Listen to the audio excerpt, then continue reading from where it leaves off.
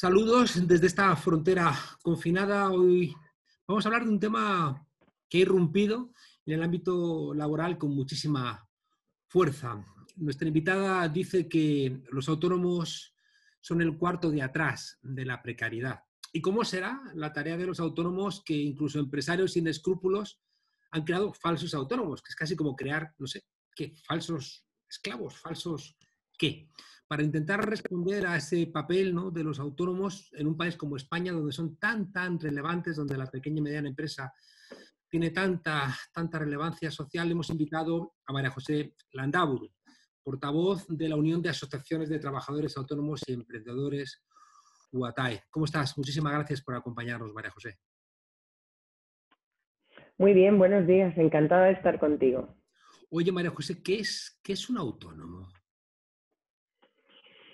Bueno, tú decías hace un momento falsos esclavos. Yo creo que en buena parte del colectivo no somos falsos esclavos, sino esclavos directamente, ¿no? Hay algunas teorías que dicen que los autónomos ahora tenemos una posición parecida a lo que tenían los obreros antes en la Revolución Industrial, ¿no? Una posición de absoluta inseguridad, de falta de protección social, de falta de reconocimiento público y de una ausencia de regulación suficiente, una regulación protectora que nos permita realizar una actividad tan loca como la que llevamos a efecto con unas ciertas garantías. En definitiva, somos como lo más precario de todo el trabajo. ¿Qué te hace? ¿Cuál es la condición de autónomo? ¿Cómo se logra? ¿Cómo se diferencia un autónomo de otro empresario, de un trabajador?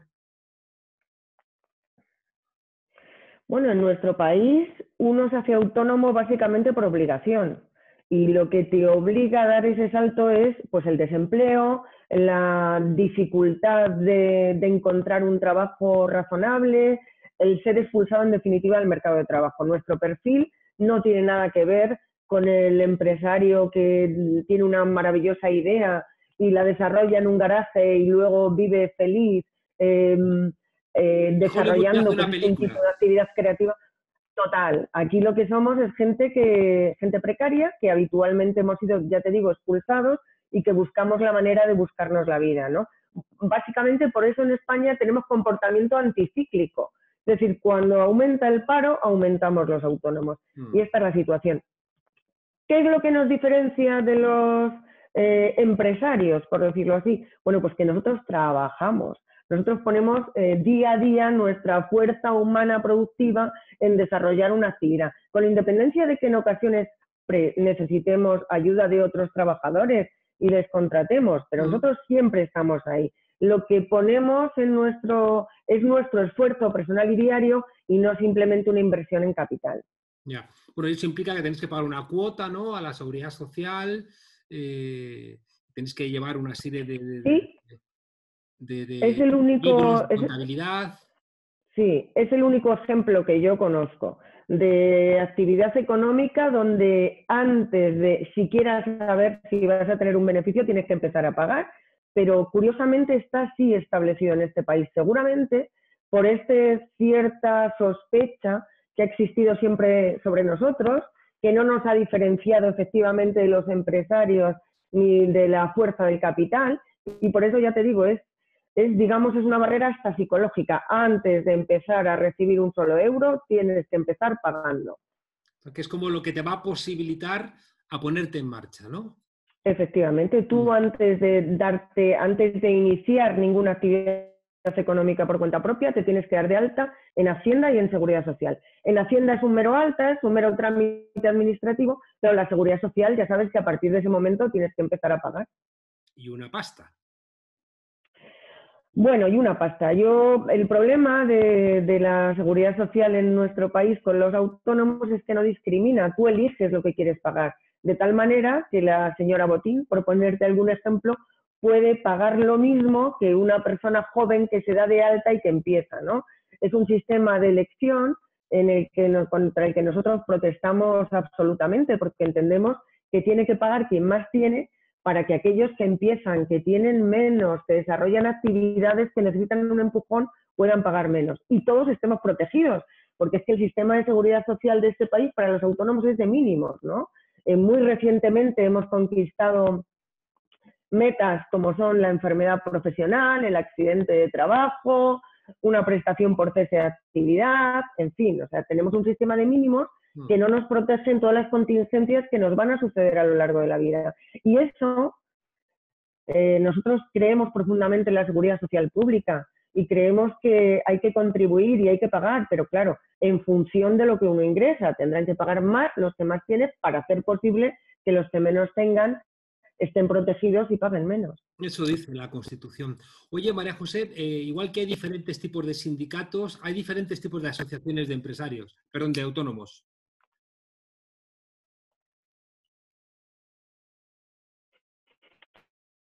Sí, esto surgió, digamos que la representación del colectivo surgió de una manera otorgada, ¿no? A través del reconocimiento público que algún gobierno de hace una década y media organizó. Entonces, en este momento hay 3 organizaciones que somos representativas, reconocidas como representativas. Sin embargo, nosotros lo que pensamos es que la representación de los ciudadanos, la representación de los trabajadores, solamente se puede orquestar a través del voto de los trabajadores, ¿no? Son ellos los que tienen que legitimarnos, los que tienen que decir qué organización les representa y de qué manera les representa. Bueno, estamos en esa pelea porque nos parece que esa será la mejor forma en que podamos transmitir de verdad lo que la gente piensa y lo que la gente quiere y por tanto seamos interlocutores democráticos y conformemos una representación digna para el colectivo. Vamos a ver si lo conseguimos pronto. Oye, antes de la crisis del COVID-19, ¿cómo estaba el mundo de los autónomos? Pues mal, tú también apuntabas un dato antes. Fíjate que 225.000 calculamos de personas que trabajan por cuenta propia son falsos autónomos. Es decir, el colectivo está trufado de precariedad, de gente que es autónoma porque la obligan a serlo, de gente que ni siquiera tiene conciencia de ser autónomo, simplemente sabe que trabaja para alguien que le paga cuando quiere y como quiere y que no tiene ningún tipo de garantía. Por otro lado, hemos visto informes de Gesta, ¿sabes?, de la Asociación de Técnicos de Hacienda, que dice que los ingresos del colectivo oscilan en el entorno del salario mínimo. Esta es la situación real de trabajadores sin derechos, trabajadores como que todos conocemos, todos tenemos en la cabeza, como los riders, los repartidores a domicilio, como los distribuidores, pero ya todo el mundo, hoy la externalización productiva se ha convertido en un instrumento del capitalismo salvaje para precarizar a los trabajadores. En la medida en que los sindicatos han ido consiguiendo derechos para los trabajadores asalariados, han encontrado esta fuga para precarizar. Y entonces, pues casi en cualquier actividad que te puedas imaginar, incluso en la función pública, en la administración pública, hay muchos trabajadores clase B que somos autónomos.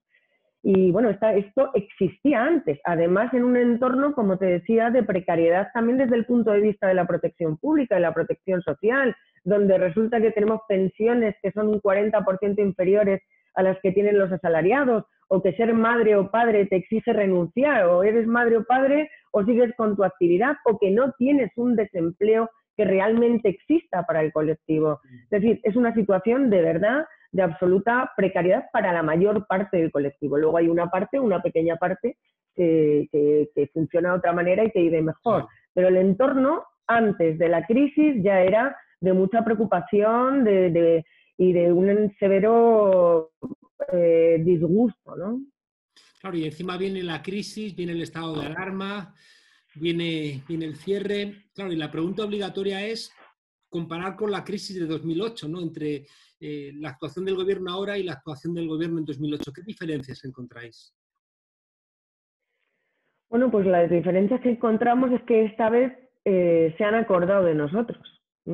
Algo que no pasó en el 2008 de ninguna manera. Si te acuerdas, Juan Carlos, fue el momento en que los bancos que fueron rescatados dejaron de dar créditos, especialmente a nosotros, que no teníamos garantías para hacerle frente, ¿no? Entonces tuvimos una situación de parálisis de financiación, de parálisis en la demanda y de una respuesta desde lo público que fue nula, absolutamente nula. ¿Cuál es el entorno de la crisis de ahora? Esta es una crisis mucho peor. todos lo podemos ver, ¿no? Y todos tenemos todavía la angustia en el corazón sin saber qué es lo que va a pasar. Bueno, pues lo primero que hemos obtenido ha sido que el gobierno ha pensado en nosotros. Hemos podido interlocutar con él, hemos podido decirle las cosas que consideramos preferentes y hemos ido sacando algunas, que ahí a quien le parecerán mejores, a otros les parecerán peores, siempre se puede pedir más, pero esto es un esfuerzo colectivo, ¿eh? Nosotros no queremos que solamente se ayude a los autónomos, nosotros entendemos que juntos los empresarios, los asalariados, los trabajadores, los autónomos, todos con sacrificio, porque no vamos a poderlo hacer de otra manera, salgamos de esta. Y eso es importante que se nos considere a todos como así pienso que se ha hecho. Y todos vamos a tener que hacer sacrificios y todos vamos a tener medidas de contención para salir de aquí, de alguna manera, vamos a ver cómo, pero lo más reforzados posible. Las medidas, cuéntanos 3 medidas relevantes que haya tomado el gobierno que estén ayudando a los autónomos. Pues mira, una que nunca se había producido, que nunca habíamos podido tener, que es tener una prestación para la parte del colectivo más vulnerable, que va a recibir una cantidad equivalente al 70% de su base y además exención de su propia cuota. Eso significa ya no tengo que pagar a la Seguridad Social y además recibo una prestación. Esto es fundamental. Eso luego la posibilidad de... en torno a 1.000 euros, ¿no? Más o menos. Sí, si están en la base mínima, en torno a 1.000 euros, ¿no? Que no es una cuestión menor. En un momento en el que no tienes nada, pues por lo menos puedes liberarte de ese pago y además recibir una prestación. Luego, la posibilidad de aplazar los impuestos, porque claro, nosotros ahora teníamos que pagar los impuestos que tenían que ver con el primer trimestre y eso ya se ha podido aplazar. La posibilidad de tener moratoria de las cuotas que salgan a partir de ahora. Y una cosa muy importante, Juan Carlos, es la financiación. Poder pedir préstamos que se abonen hasta 20 años con el aval del Estado, con un año de carencia. Bueno, yo eso no lo he visto nunca. Claro. Por tanto, tenemos ahí, es verdad que la situación es difícil y es verdad que muchos de nosotros hemos tenido o que cerrar o que la caída de nuestra actividad es muy, muy seria, estamos confinados. Pero bueno, por lo menos durante este tiempo aplazamos pagos, tenemos liquidez y bueno, podemos optar a seguir manteniéndonos, a pensar en qué vamos a hacer luego, a reforzar nuestros esquemas de trabajo. Bueno, tenemos una cierta tranquilidad. Sin perjuicio que ya te digo, nos gustaría... Te escucho. Perdón. No, te decía que eso sin perjuicio de que nos gustaría tener más cosas, claro. Nos gustaría también poder obtener ayudas para los gastos que tienen que ver con la propia actividad. Imagínate en este momento personas que tengan aplazada el pago de maquinaria o de bienes o de tal, pues eso nos gustaría. Lo estamos trabajando también con el gobierno y esperamos que en sucesivas medidas, en sucesivos paquetes de contención se nos considere. Yeah. Ha habido una cierta polémica con la Comunidad de Madrid, ¿no? Que es verdad que parece que quiere representar Isabel Díaz Ayuso la confrontación con el gobierno y había habido una polémica con los autónomos. ¿Cómo ha sido eso? Bueno, pues esto ha sido con que nos molesta bastante que se nos utilice políticamente, ¿no? Y en el momento en que todos estamos angustiados, primero por la salud y luego por la economía, pues que se lancen a bombo y platillo medidas que pretenden confrontar con otras, pues hombre, nos molesta, ¿no? Nos molesta cuando miras las medidas, que ojo, todas las ayudas son bienvenidas, pero cuando se generan expectativas al colectivo y luego resulta que te das cuenta de que presupuestariamente no hay nada y que tú sabes la de llamadas que hemos tenido cuando se anunció la primera medida del gobierno de la Comunidad de Madrid, que era como, bueno, nos iba a salvar a todos. Y resulta que a los 3 días se habían agotado. ¿Por qué? Porque solamente podían llegar al 0,4 de los autónomos de Madrid. Bueno, pues nosotros hemos recibido un montón de llamadas angustiadas de autónomos y autónomas que nos decían, se ha cerrado la línea, no lo he hecho bien, ¿cómo puedo hacer? Y les tienes tú que poner el espejo delante de la cara de que esto no existe. Luego, nos anuncian grandes medidas de financiación. Cuando vemos lo que hay detrás, en avales, vemos que hay exactamente 20 millones de euros, que es un 0,2 de los que ha puesto el gobierno del Estado. Entonces dices, oiga, que nos parece bien, que 20 millones de euros que los cogemos, pero no genere usted esta confrontación, estas expectativas en la gente que luego lo pasan aún mucho peor, ¿no? Claro. Y esta ha sido la situación que nos ha parecido una tomadura de pelo en un momento en que yo creo que la política podría quedar aplazada hasta que pase esto. Y luego que entren en dialéctica como les parezca. Pero en este momento ocúpense, por favor, de intentar echar una mano y no de sacar un dudoso rédito político. María José, te pido que intentes resumir, que quiero preguntarte 2 o 3 cosas y nos hemos comido el tiempo. Venga. Autónomos y la España vaciada. Bueno, es fundamental. Nosotros somos la palanca para poder hacer que ese vacío se convierta de alguna manera en riqueza, se convierta en trabajo, se convierta en repoblar los sitios. Pero para eso también es muy importante que tengamos medios, instrumentos para llevarlo a efecto, ¿no? En un momento donde de la aldea global y de la comunicación es necesario apostar por las nuevas tecnologías, apostar porque la gente tenga acceso a ellas y que podamos competir en ese universo, ¿no? Eso también existe un esfuerzo público para hacerlo posible. El mundo de los autónomos y las mujeres. Pues fíjate, si dentro de la precariedad de la que hablábamos, pues el epicentro de la precariedad somos nosotras. Antes te da un dato, ¿no? Que las pensiones de los autónomos son en media el 40% de las de los asalariados. Bueno, pues las de las mujeres es casi el 50%. Es decir, somos dentro de los pobres los más pobres, ¿no?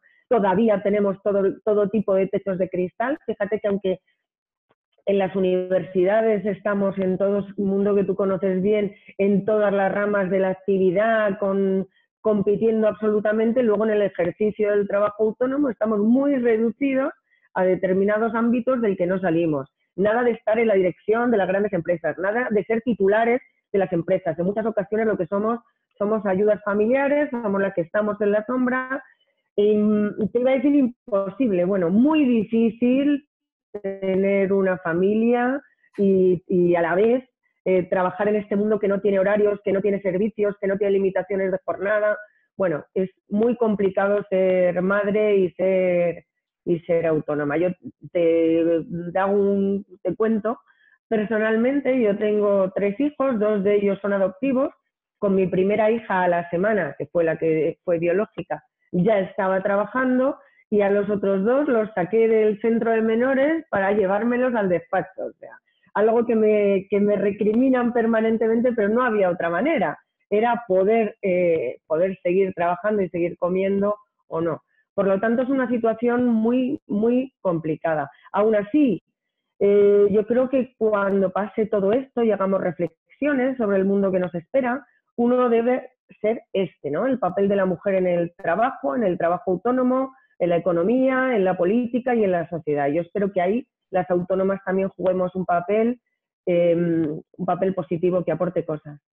María José, para despedirnos, ¿cómo vislumbras el mundo de los autónomos después de esta crisis, de esta pandemia, del estado de alarma y bueno, y todo lo que ha implicado, ¿no?, de desestructuración de nuestro mundo laboral?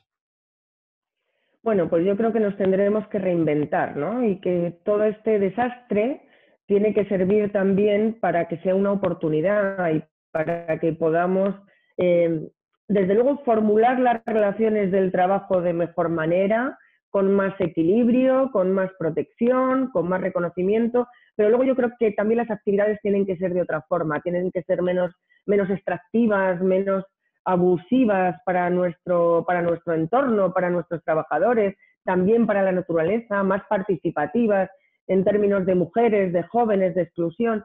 Yo creo que ese es el escenario por el que deberíamos trabajar. No estoy segura de que las grandes ideologías liberales y el capitalismo en sí, que lo impregna todo, nos lo ponga fácil, pero por lo menos debemos intentarlo.